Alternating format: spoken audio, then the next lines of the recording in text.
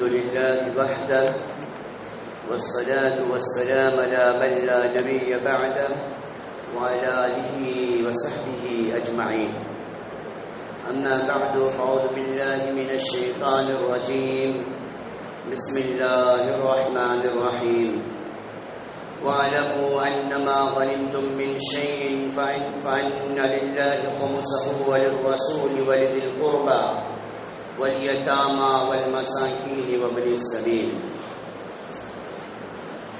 معزز سامعین کرام، حاضرین، اسلامی بھائیوں، الحمدللہ ثم الحمدللہ، کل رات کی تراویح میں 10واں پارہ مکمل ہوا، یعنی گویا کہ قرآن کہ ہم نے تیسرے حصے کو مکمل کر لیا.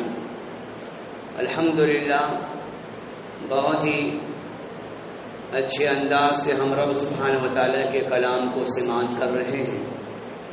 تراویح کے دوران چاہے وہ درس کے طور پہ ہو، رات میں جو تراویح پڑھی گئی 10ویں پاری کی شروعات وَاعْلَمُوا أَنَّمَا غَنِمْتُم مِّن شَيْءٍ سے ہوتی ہے، اور اس پارے کا اختتام إِنَّمَا السَّبِيلُ عَلَى الَّذِينَ يَسْتَأْذِنُونَكَ وَهُمْ أَغْنِيَاءُ.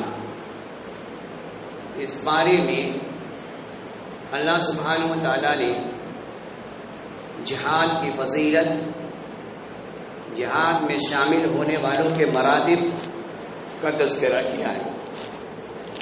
سب سے پہلے ہم یہ جانیں کہ جہاد ایک پاکیزہ لفظ ہے، اور یہ شریعت میں اس لیے ابھارا گیا ہے کہ بندوں کی عبادت کو چھوڑ دے اور رب سبحانہ و تعالیٰ کی عبادت کرنے لگ جائے.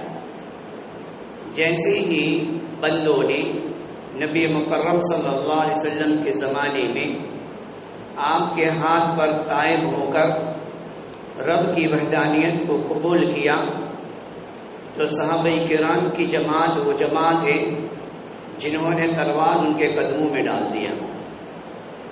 لیکن لوگوں کے سامنے یہ چیزیں پیش کی جاتی ہیں کہ اسلام تلوار کے زور سے پھیلا ہے، حالانکہ ایسا نہیں. اللہ رب العالمین نے سورۃ البقرہ میں خود اللہ نے کہا ہے لا اکراہ فی الدین، دین کے معاملے میں کوئی زور و زبردستی نہیں. لا اکراہ فی الدین، دین کے معاملے میں کوئی زور و زبردستی نہیں. جس کا جی چاہے ایمان کی دولت کو قبول کرے اور جس کا جی چاہے کفر اور شرک کی تاریکیوں میں بھٹکتا پھرے، اسے اختیار ہے. اور اسلام میں جب ایک دوسرے سے مقابلہ ہوا ہے وہ صرف اور صرف اللہ رب العالمین کی رضامندی کے لیے، کسی نے اپنی جان کا بدلہ لینے کے لیے نہیں، بلکہ تو میدان کارزار میں تھوکنے والا سامنے کا مد مقابل جو ہے اس کے سامنے اگر اس بندے نے تھوک دی تو اس نے تلوار کو روک لیا. کہیں ایسا نہ ہو کہ یہ اب ہمارے اس کبر اور انانیت کی وجہ سے یہ مارا جائے، اس لیے کہ اس نے مجھے ذکر پہنچایا ہے.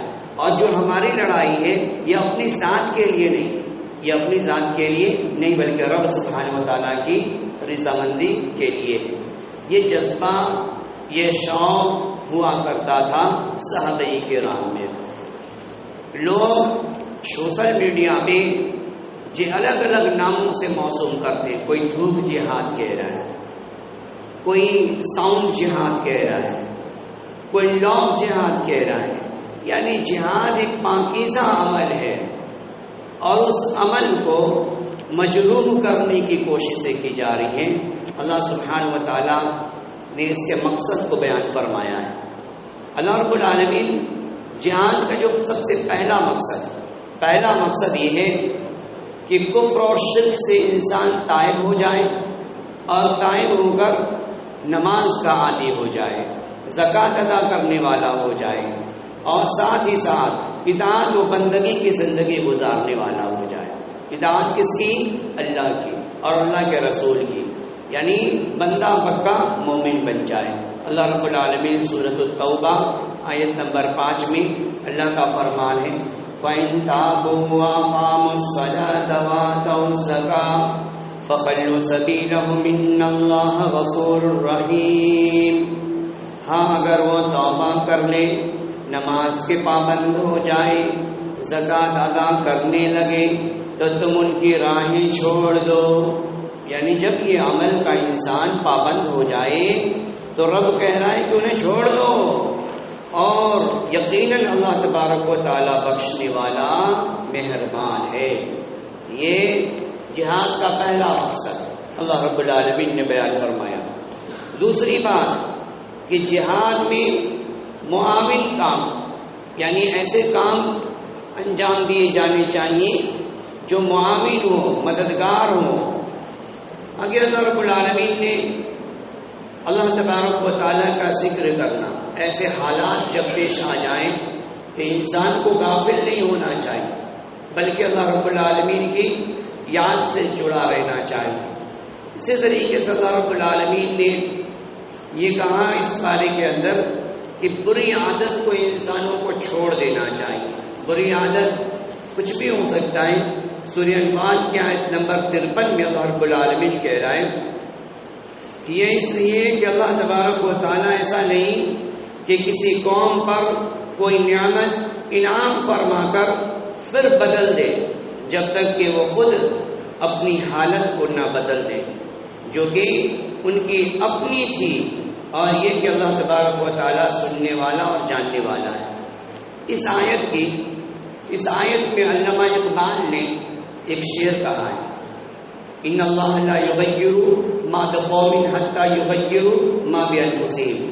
علامہ اقبال نے اس آیت کی ترجمانی میں شعر کچھ یوں کہا ہے، خدا نے آج تک اس قوم کی حالت نہیں بدلی، خدا نے آج تک اس قوم کی حالت نہیں بدلی، نہ ہو خود جس کو خیال اپنے حالت کے بدلنے کا۔ یعنی حالت کو بدلنا ہم چاہتے ہیں لیکن ہم اپنے آپ کو نہیں بدلتے۔ جب تک ہم اپنے آپ کو نہیں بدلیں گے حالات کیسے بدلیں گے؟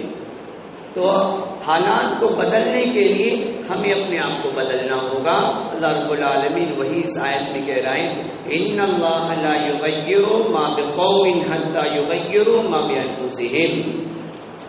اسی طریقے سے اللہ رب العالمین اس آیت میں آیت نمبر 60 سورۃ الانفال کے آیت نمبر 60 میں اللہ رب العالمین نے کہا کہ جب انسان دشمن سے مقابلہ کے لیے تیاری کرے تو تیاری بڑی ہی مضبوط ہونی چاہیے۔ سامنے والے کے مد مقابل میں ایسا نہیں کہ وہ سامنے والا تلوار لے کے آ رہا ہے اور ہمارے ہاتھ میں ڈنڈے ہیں، تو بھلا کیسے مقابلہ ہو سکتا ہے؟ مقابلے کے لیے آمنے سامنا کارزار جب موجود ہو تو ایسے وقت میں دونوں مد مقابل میں برابر ہونے چاہیے۔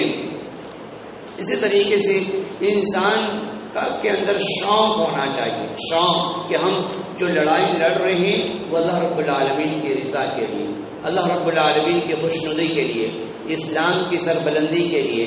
آیت نمبر 65 میں اللہ رب العالمین کا فرمان ہے یا ایھا النبی حرض المؤمنین علی القتال، اے نبی ایمان والوں کو جہاد کا شوق دلاؤ، جہاد کا شوق دلاؤ، ایمان والوں کو جہاد کا شوق دلاؤ۔ صرف جہاد سے مطلب یہ نہیں کہ قتل و قتال ہی ہے، کسی کو مار ڈالنا ہی ہے، نہیں۔ اللہ رب العالمین نے جس منصب پر فائز کیا ہے اس منصب سے فائدہ اٹھاتے ہوئے اپنے ماتحت کو فائدہ پہنچائے، یہ بھی جہاد ہے، یہ بھی جہاد ہے۔ یعنی گھر میں ایک گھر کا جو ذمہ دار ہے وہ اپنے ماتحتوں کے ساتھ شفقت کا معاملہ کر رہا ہے تو یہ اس کے لیے جہاد ہے۔ کیوں؟ کیونکہ گھر میں بہت ساری شرارتیں ہوا کرتی ہیں، ممکن ہے کہ وہ غصے میں واویلا مچانا شروع کر دے، لیکن اپنے غصے پہ بندے نے کنٹرول کیا اور اپنے گھریلو نظام کو برابر رکھنے کے لیے فکر مند رہا تو یہ بھی اس کے نفس کا جہاد ہے۔ وہ بھی تو صرف یہ نہ جانے ٹیلی ویژن پہ ہم دیکھ کے اتاولا نہ ہو۔ آج کل نوجوان بڑے اتاولا ہو جاتے، ارے اس ملک نے یہ کر ڈالا، ارے چائنا نے یہ کر ڈالا، جرمنی نے یہ کر ڈالا۔ یہ ساری چیزیں وقتی کھلونے ہیں اور یہ آتے جاتے رہنے والے ہیں، ہمیں اسے جہاد کا نام نہیں دینا چاہیے۔ اسی طریقے سے آگے اللہ رب العالمین نے کہا کہ اللہ پر بھروسہ، توکل انسان کو اللہ رب العالمین پر ہونا چاہیے۔ اللہ کہہ رہا ہے اگر تم میں سے 1000 ہوں گے، اگر تم میں سے 1000 ہوں گے تو وہ اللہ کے حکم سے 2000 پر غالب ہوں گے۔ 1000 ہوں گے لیکن وہ اللہ کے حکم سے 2000 پر ان کی جیت ہوگی اور غالب ہو کر رہیں گے۔ یہ کب ہوگا؟ تو اللہ کہہ رہا ہے اللہ صبر کرنے والوں کے ساتھ، یعنی جب ان کے اندر صبر کا جذبہ ہوگا تو اللہ رب العالمین ان کے قدموں میں استقامت اور پائیداری عطا فرما دے گا۔ آگے جب نبی علیہ الصلوۃ والسلام ہجرت کر کے مدینہ پہنچے، کفار اور مشرکین اینڈ کمپنی ان لوگوں نے بھی اپنے قافلے کو روانہ کر دیا، تو راستے میں بہت ساری دشواریاں پیش آئیں۔ نبی علیہ الصلوۃ والسلام کو لے کر جب ابو بکر رضی اللہ تعالیٰ عنہ غار میں پہنچے ہیں، کیو کے اندر، پہاڑ کا ایک کیو، اس کے اندر پہنچے ہیں، تمام ہول کو، اپنے جسم کے قمیص کو، اپنے کپڑوں کو پھاڑ کے تمام ہول کو بند کر دیا، اور ایک ہول باقی رہا جسم پہ کپڑا بھی نہیں، تو اب کرتے کیا؟ تو انہوں نے اپنے پیر رکھ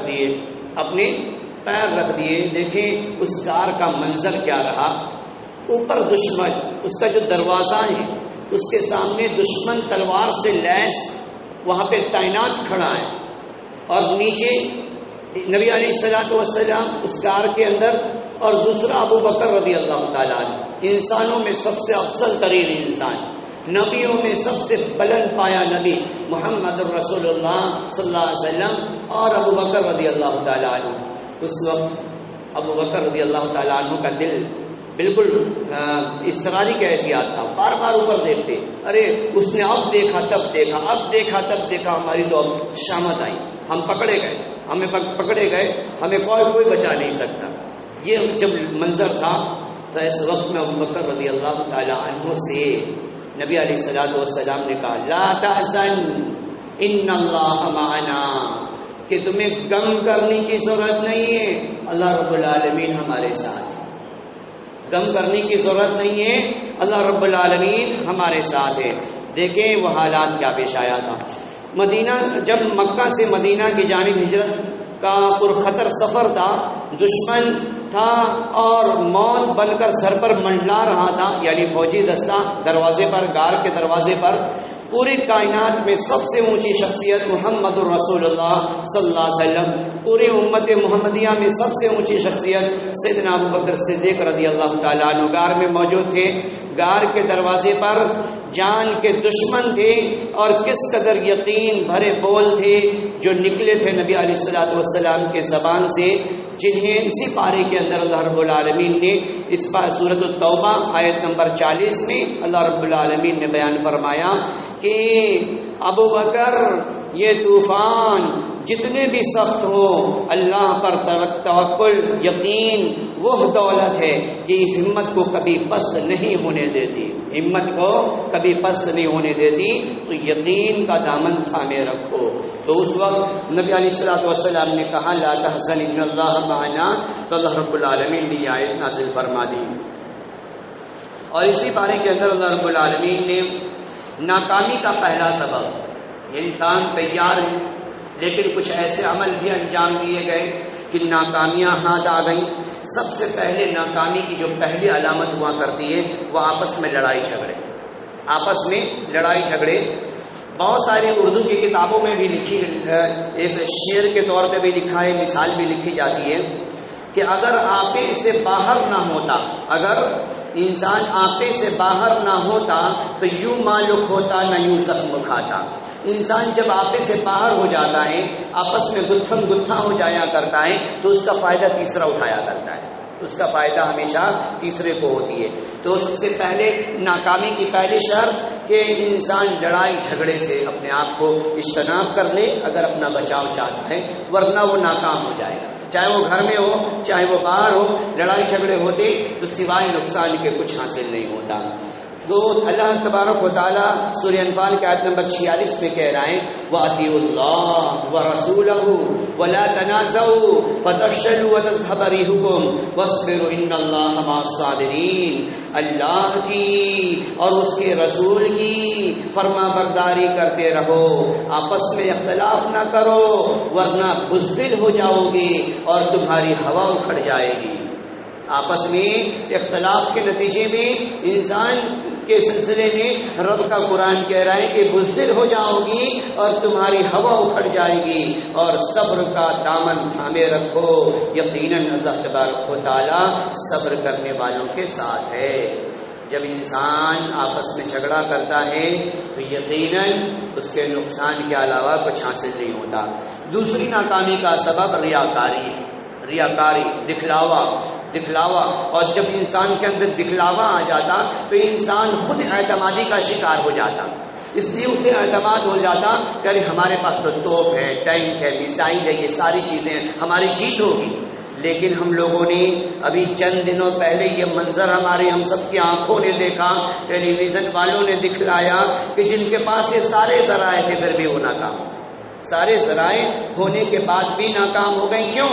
ریاکاری آ گئی کہ ہمارے پاس تو آئرن ڈوم ہے جو ڈیڈکٹ کر دیا کرتی ہے، یہ مہلک آلات جو فضاؤں میں تیرتے ہوئے آیا کرتی ہیں اسے ڈیڈکٹ کر کے رکھ دیں گی، اسے ڈسٹرائے کر دے گی فضاؤں میں، لیکن وہ سارے ناکام ہو گئے۔ یہ ایسا کیوں ہوا؟ تو اللہ رب العالمین یہاں پہ جو بیان فرما رہے ہیں سورہ انفال کی آیت نمبر 47 میں کہ جب انسان کے اندر کسی حاکم وقت کے اندر جب ریاکاری آ جایا کرتی ہے تو وہ خود پسندی کا شکار ہو جایا کرتا اور اسے ناکامی ہاتھ آ جایا کرتی ہے۔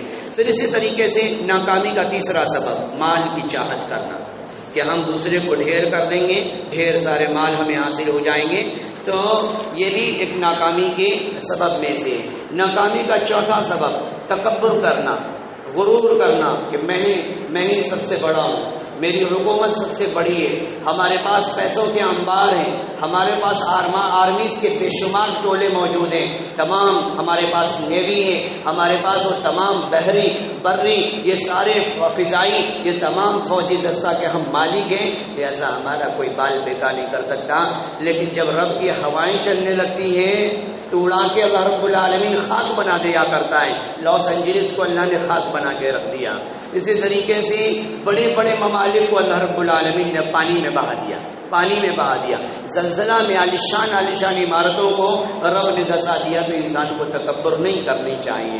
اسی طریقے سے چوتھی بات، تلوار اٹھائیں اگر انسان یعنی کسی سے مقابلہ کرنے کے لیے اپنے آپ کو تیار کریں تو اس میں اللہ رب العالمین کی رضامندی ہونی چاہیے، اپنی ہار جیت منوانے کے لیے نہیں۔ اپنی ہار جیت منوانے کی جب بات آئے گی تو یقیناً انسان ناکام ہو جائے گا۔ اللہ کہہ رہا ہے ان کے دلوں میں باہمی الفت بھی اسی نے ڈالی ہے، زمین میں جو کچھ ہے اور اگر سارا کا سارا بھی خرچ کر ڈالتا ہے تو ان کے دل آپس میں نہ ملا سکتا۔ یہ تو اللہ تبارک و تعالیٰ ہی نے ان کے دل میں الفت ڈال دی ہے، اور وہ غالب حکمت والا ہے۔ یعنی دلوں میں محبت کا پیدا ہونا یہ اللہ رب العالمین کی طرف سے ہوا کرتا ہے۔ ایک انسان دوسرے انسان کے ساتھ جو ہمدردی کیا کرتا ہے یہ اللہ رب العالمین کی طرف سے انسان کے دل میں ڈالا ہوا یہ خاصہ ہے۔ لہذا دنیا والے روبوٹ بناتے رہے، AI کو لا کر تمام سسٹموں میں فٹ کرتے رہے، لیکن یہ خاصہ ان کے اندر نہیں پیدا ہو سکتا جو اللہ رب العالمین نے ہمارے دل میں ایک دوسرے کی ہمدردی رکھی ہے کہ ایک کو مار کٹائی کی جا رہی ہے تو انسان کا دل مچلتا ہے کہ اس کی مدد ہونی چاہیے، چاہے اس کے پاس کچھ بھی نہ ہو، لیکن پھر بھی اس کا دل بے قرار ہو جاتا ہے کہ اس کی مدد ہونی چاہیے۔ کیا یہ روبوٹ میں ایک خاصہ پایا جائے گا؟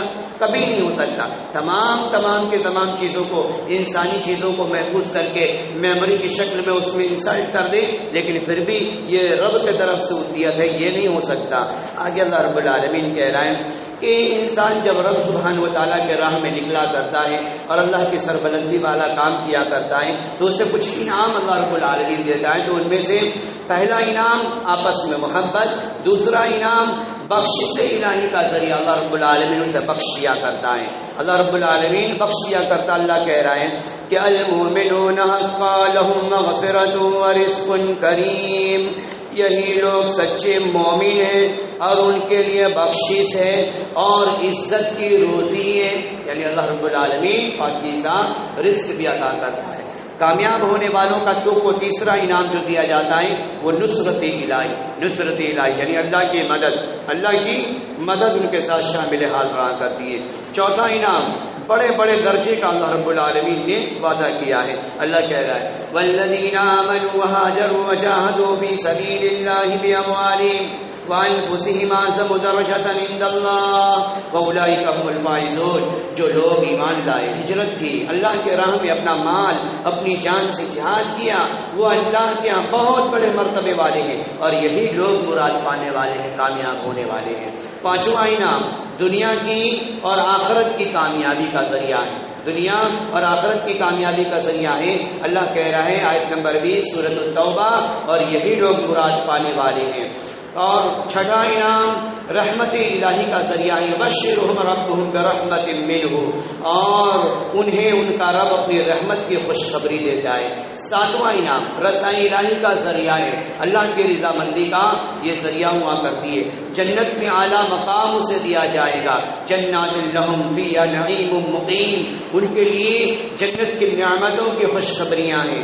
نواں انعام اطاعت الہی کا ذریعہ ہے، یعنی جو لوگ اللہ کی رضامندی والے عمل انجام دیتے وہ گویا کہ اللہ رب العالمین کی اطاعت کا وہ ذریعہ ہے ان کا یہ عمل۔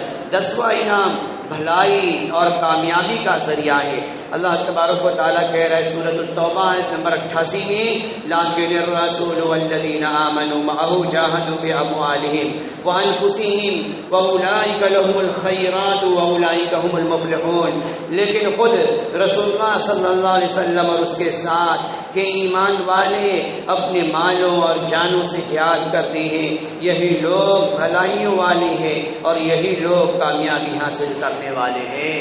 گویا کہ 10ویں پارے میں اللہ رب العالمین نے نیک عمل انجام دینا، کلمے کی سربلندی اور اسلام کی بقا و تحفظ اور ایمان والوں کی حفاظت کا اللہ رب العالمین نے بالکل صاف ستھرے الفاظ میں اللہ رب العالمین نے وعدوں سے ہمکنار کیا ہے، اور اللہ رب العالمین نے بہت سارے وعدوں کا اللہ رب العالمین نے بشارت